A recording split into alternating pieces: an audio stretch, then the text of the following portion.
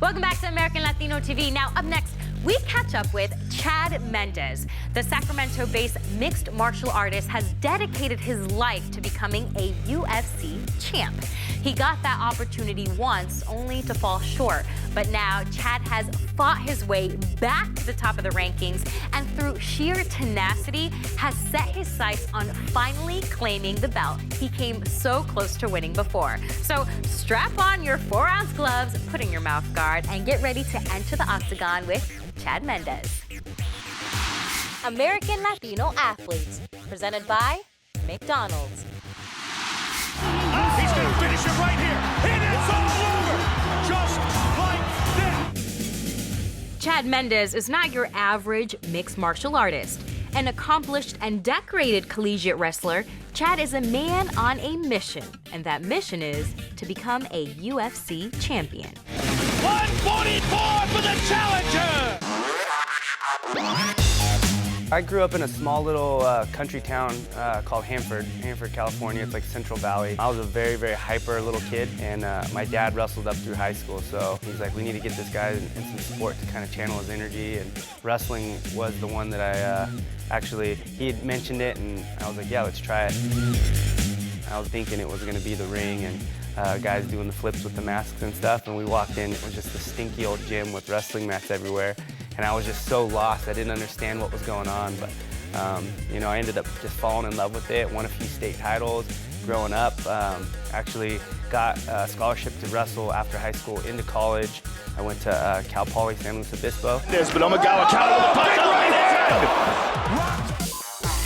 I knew Uriah Faber from high school just through the wrestling community, and so he was doing jiu-jitsu, and it was at a wrestling clinic, so no one knew anything about jiu-jitsu. So he kept going with all the other guys and hurting them, and no one wanted to work out with him. So I was like, I'll go do it. I don't know anything, but I'll jump in there and work out with you. And I rolled around with him and just kind of fell in love with it, and he told me, you know, I think you'd be good at it.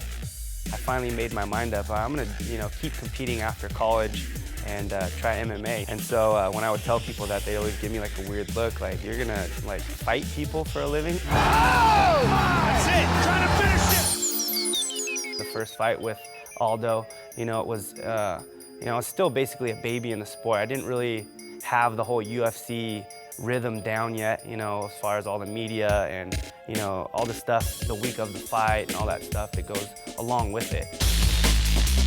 My mistake was, I remember looking up at the clock as I was holding this back and just thinking there's a couple seconds left, and I let up. You know, I released the pressure, and he felt it and turned and threw a knee right away. And so, you know, that was basically probably an experienced move. You know, I was still young. That was the mistake that I made, and so I remember it, and it's something I think about a lot. So it's, you know, something I'm never gonna let happen again. Mendez looking to improve his position.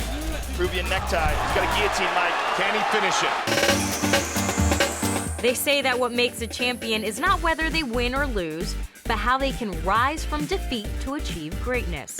And that is definitely the case with Chad. Back, oh, beautiful somersault, but Javier sticks to him like glue. Wow. Mendes ends up on top. As he makes his way back up the UFC featherweight rankings for yet another championship match. At this point in my career, you know, I've completely evolved. You know, my stand-up game mixed with my wrestling. You know, I feel like I'm just a very well-rounded mixed martial artist now, and I think that's going to be very dangerous for a guy like Aldo, who doesn't have the wrestling, you know, relies on sprawl and brawl type of fighting, you know, keeping everything on his feet. You know, I feel like my aggression's gone up. You know, I'm getting more comfortable in the octagon, and you know, I think that's one of the things that makes it important to get to that top level. If you're not comfortable in there, you know, you're hesitant, you're not letting things go, you're never going to be the champion. Like I said, I'm excited, man. I feel like there's going to be a whole new Chad Mendez that steps in there August 2nd.